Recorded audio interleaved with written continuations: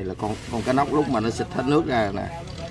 Đó, cá nóc đụng vô là nó phình lên.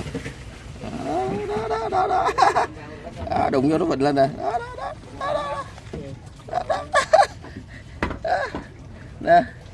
Đó, đụng vô nó phình lên. Thấy chưa? Nó tròn rồi. Rồi bây giờ để im cho nó xẹp xuống nè, xẹp xuống. Xẹp xuống coi. Đó, nó đang xẹp xuống từ từ nè. Lâu vậy?